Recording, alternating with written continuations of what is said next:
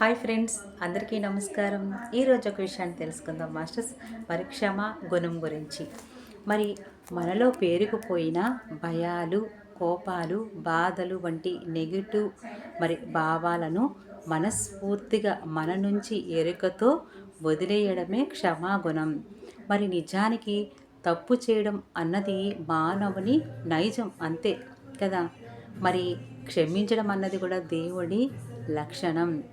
మరి దేవుడు ఏం చేస్తాడు, మనం ఎన్ని తప్పులు చేసినా సరే క్షమించి వదిలేస్తాడనమాట. మరి ఉదాహరణకు ఒకానొక వ్యక్తి మనల్ని బాధ పెట్టే పని చేశాడు అనుకుందాం. మరి మనల్ని ఎన్నో మాటల ద్వారా కానీ చేతల ద్వారా కానీ ఎవరైనా సరే మనల్ని బాధ పెడుతూ ఉంటారు. అలా మనల్ని బాధ పెట్టిన వారిని ఏమైనా చెయ్యగల శక్తి, సామర్థ్యాలు మనకి ఉండొచ్చు. అంటే వాళ్ళు తిరిగి వాళ్ళని కూడా మనం బాధ పెట్టే సామర్థ్యత మనకు కూడా ఉంది. అయినా సరే మనము వారిని మనస్ఫూర్తిగా క్షమించి వదిలేయడం అన్నది గొప్ప గుణం అన్నమాట.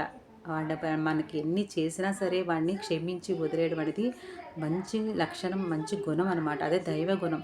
నిజమైన అది వీరుడు, ధీరుడి యొక్క అసలు సిసలైన లీడర్ యొక్క ముఖ్య లక్షణం ఏంటి?